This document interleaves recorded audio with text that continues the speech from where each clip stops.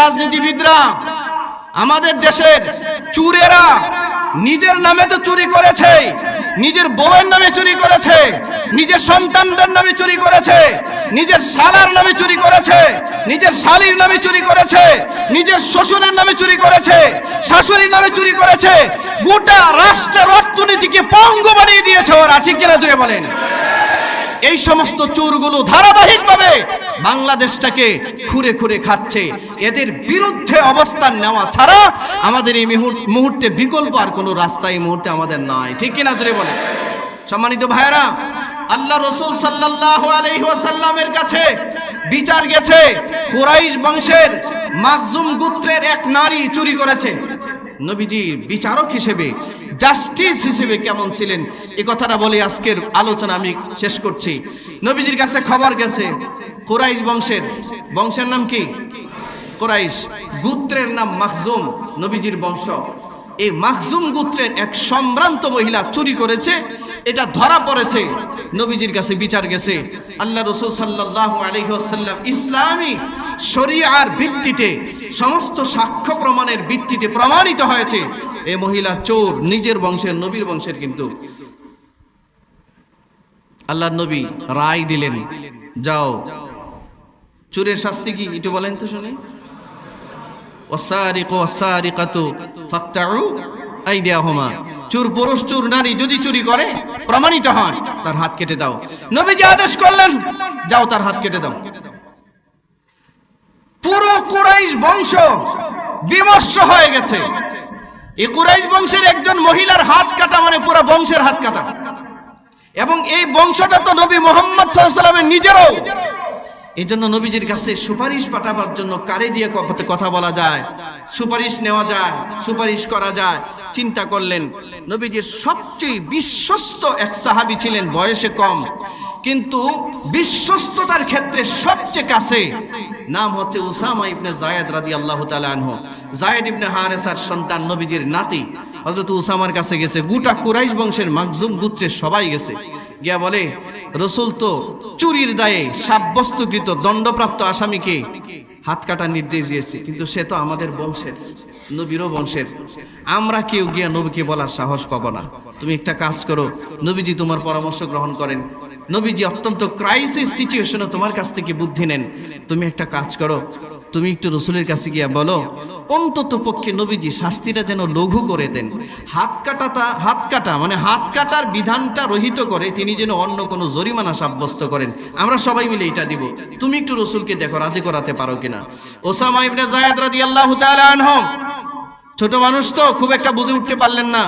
বললেন, ঠিক আছে, তোমরা দূরে থাকবা, আমি রাসূলের কাছে গিয়ে একটু বলি, দেখি নবীজির মেজাজ বুঝে কথা বলি, দেখি রাসূল কি বলেন। আল্লাহ রাসূল সাল্লাল্লাহু আলাইহি ওয়াসাল্লামের কাছে গেলেন, গিয়া বললেন, ইয়া রাসূলুল্লাহ, আমি ওসামা ইবনে যায়েদ, আপনি আমাকে কতটুকু মহব্বত করেন আমি জানি, আমি আপনাকে কতটুকু মহব্বত করি এটাও আপনি জানেন, এবং আমি আপনার কতটুকু বিশ্বস্ত সেটাও আপনি জানেন। আমি সাধারণত কোনো বিষয়ের রিকোয়েস্ট নিয়ে কখনো আপনার কাছে আসি নাই। ইয়া রাসূলুল্লাহ, গুরুতর একটা বিষয় রিকোয়েস্ট নিয়ে আপনার কাছে এসেছি। আপনি যে গত কয়েকদিন আগে কুরাইশ বংশের মাখজুম গোত্রের যে মহিলাকে হাত কাটার নির্দেশ দিয়েছেন, আপনি তো মনে হয় অবশ্যই জানেন যে মহিলা আপনার বংশের এবং মাখজুম গোত্রের। আপনার কাছে রিকোয়েস্ট নিয়ে আসছি, কুরাইশ বংশের লোকের আমাকে রিকোয়েস্ট করলো, আপনি যদি মহিলার দণ্ডটাকে পরিবর্তন করে, শাস্তি রেখে পরিবর্তন করে যদি আপনি থেকে অন্য কোনো জরিমানায় সাব্যস্ত করতে পারেন, তাহলে পুরো বংশের মুখ রক্ষা হয়। মনে রাখবেন, নবীজি খুব রাগ করতেন না, আবার মাঝে মধ্যে এমন রাগ করতেন, রাগের কারণে নবীজির পবিত্র চেহারা মুবারক লাল হয়ে যেত। আল্লাহ রাসূল সাল্লাল্লাহু আলাইহি ওয়াসাল্লাম ওসামা ইবনে যায়েদের বক্তব্য শেষ হওয়ার সাথে সাথে গোটা চেহারা লাল হয়ে গেছে। আল্লাহ রাসূল বললেন, ওসামা, আমি তোমাকে বিশ্বস্ত মনে করি, ওসামা, আমি তোমাকে আমানতদার মনে করি। তুমি কি বলতে চাচ্ছ আল্লাহর আইনের বিরুদ্ধে, আল্লাহর কোরআনের শাসনের বিরুদ্ধে আমি মুহাম্মদকে রায় দেওয়ার জন্য? এ ওসামা, শুনে রাখো, এবং তুমি কুরাইশ বংশের মানুষদেরকে শুনিয়ে দাও, আমার মেয়ে, আমার কলিজার টুকরা ফাতেমাও যদি চুরির দায়ে সাব্যস্ত হতো, আমি মুহাম্মদুর রাসূলুল্লাহ আদেশ করতাম তার হাত কাটতে। শুধু আদেশ নয়, আমি নিজের হাতে ফাতেমার হাত কেটে দিতাম। সুবহানাল্লাহর আওয়াজ আসতে দিলেন, এত আসতে দিলেন সুবহানাল্লাহর আওয়াজ। একজন জাস্টিস হিসাবে, বিচারক হিসাবে মুহাম্মদুর রাসূলুল্লাহ সাল্লাল্লাহু আলাইহি ওয়াসাল্লাম কত সর্বোচ্চ মানের স্বচ্ছ বিচার কার্য পরিচালনা করেছেন। আজকের একটা লো লেভেলের কোর্ট থেকে শুরু করে, নিম্নমানের কোর্ট থেকে শুরু করে, হাইকোর্ট পর্যন্ত, সর্বোচ্চ সুপ্রিম কোর্ট পর্যন্ত যতগুলো বিচারককে বসানো হয়েছে, জজকে বসানো হয়েছে, জাস্টিসদেরকে বসানো হয়েছে, এদের বিচার কার্যের দিকে তাকিয়ে দেখুন, শুধুই দুর্নীতি, দুর্নীতি, দুর্নীতি আর দুর্নীতি, শুধুই স্বজনপ্রীতি, স্বজনপ্রীতি, স্বজনপ্রীতি আর স্বজনপ্রীতি, শুধুই ঘুষ আর ঘুষ আর ঘুষ। এই ঘুষের কারণে আমাদের দেশের লাখো লাখো মানুষ ন্যায় বিচার থেকে বঞ্চিত। কথা বলেন না কেন? জোরে বলেন, ঠিক আছে কিনা? আচ্ছা, যেই নবী এত সুন্দর বিচার করতে পারে, যেই নবী এত সুন্দর ইসলামী সুশাসন কায়েম করতে পারে, সেই নবীর আদর্শের মডেল অনুযায়ী একটা রাষ্ট্র পরিচালনা করা যায় না? এটা কি সুবহানাল্লাহর ধর্ম? ইসলাম কি শুধু সুবহানাল্লাহর ধর্ম? ইসলাম কি শুধু নামাজ পড়ার ধর্ম, শুধু রোজা রাখার ধর্ম? যদি নামাজ রোজার ধর্মই হতো, তাহলে নবীজির জীবদ্দশায় 8 লক্ষ বর্গ মাইলের রাষ্ট্র পরিচালনার দায়িত্ব নবীজি নিতেন না। শুধু তাই নয়, হযরত উসমান রাদিয়াল্লাহু তাআলা আনহুর খেলাফতের সময় গোটা বিশ্ব ব্যবস্থায় মুসলমানদের যে আয়তন, সারা বিশ্ব পরিমণ্ডলে মুসলমানরা যে এলাকাগুলো শাসন করেছিল, 26 লক্ষ বর্গ মাইল এলাকার শাসক ছিলেন হযরত উসমান রাদিয়াল্লাহু তাআলা। নবীজি রেখে গিয়েছিলেন কয় লক্ষ? কথা বলে না। আপনারা তো এগুলো শুনবেন না, এগুলো তো শুনতেন না, শুনবেন খালি সুবহানাল্লাহর বয়ান, শুনবেন খালি মারহাবার বয়ান, এইগুলো শুনবেন না। না শোনার কারণে আপনারা মনে করেন হুজুররা কেন রাজনীতি করবে, হুজুররা কেন রাজনীতির কথা বলবে। এ ভাই, যে মুসলমান বলে যে হুজুররা কেন রাজনীতি করবে, হুজুররা কেন রাষ্ট্র নিয়ে কথা বলবে, হুজুররা কেন রাজনীতিতে প্রবেশ করবে, এই মানসিকতা যার ভিতরে আছে, এই লোকটার ইমানে কতরা আছে, নতুন করে ইমান পড়ার দরকার, কালিমা পড়ার দরকার। রাষ্ট্র তো রাসূল পরিচালনা করেছেন।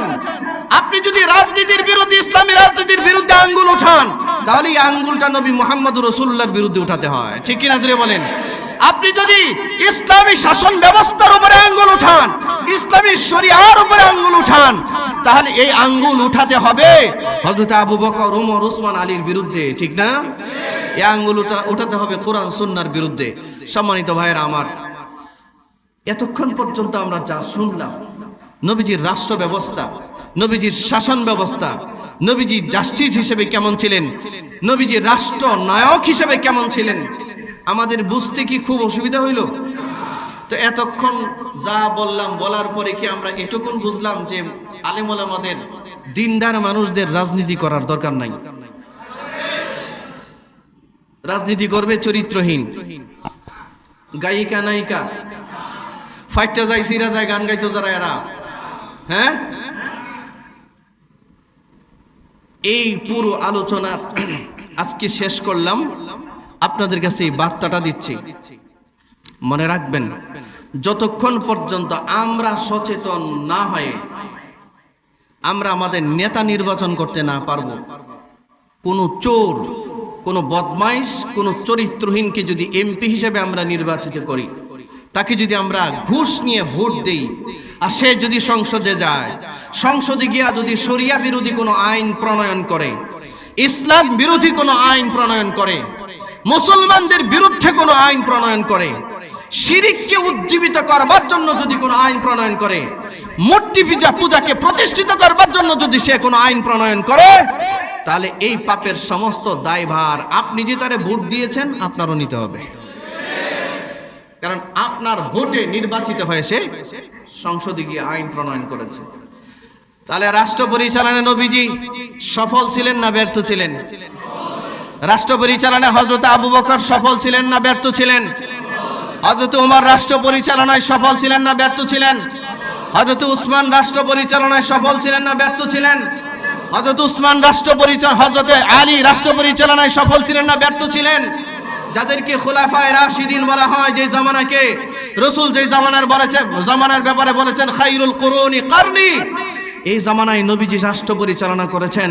তো রাষ্ট্র পরিচালনার এই সুন্নাহ থেকে আমরা কেন এত দূরে সরে গেলাম? আমরা কেন নেককার মানুষগুলোকে আমরা আমাদের নেতৃত্বের আসনে আনতে পারলাম না? আমরা কেন সৎ চরিত্রবান মানুষগুলোকে নেতৃত্বের আসনে আনতে পারলাম না? আমরা কেন পাঁচাটা গোলাম, আমরা কেন ভারতের পাঁচাটা গোলামদেরকে আমরা নেতা বানাই? আমরা কেন আমেরিকার পাঁচাটা গোলামদেরকে নেতা বানাই? আমরা কেন ব্রিটেনের পাঁচাটা গোলামদেরকে নেতা বানাই? আমাদের তো নেতা বানানো উচিত ছিল স্বাধীন সার্বভৌমত্ব বাংলাদেশে যারা বিশ্বাস করে, যারা ধর্মীয় স্বাধীনতায় বিশ্বাস করে, যারা ইসলামী শরিয়ায় বিশ্বাস করে, যারা নবীর সুন্নায় বিশ্বাস করে, এমন মানুষগুলোকে রাষ্ট্রীয় ক্ষমতায় আনা। ঠিক কিনা জোরে বলেন? সামনে একটা নির্বাচন হবে আমাদের দেশে, অত্যন্ত নাজুক এক পরিস্থিতিতে দেশ বাস করছে, দেশ চলছে এখন। সামনেও যদি আমরা এই ভুল করি, তাহলে এই ভুলের মাসুল কিন্তু মরণ পর্যন্ত আমাদের দিতে হবে। সচেতন হবে তো ইনশাআল্লাহ? কারা কারা প্রস্তুত আছেন? আল্লাহ আপনি তৌফিক দান করেন, আল্লাহ আমাদেরকে বোঝার তৌফিক দান করেন। আচ্ছা, হাত নামান।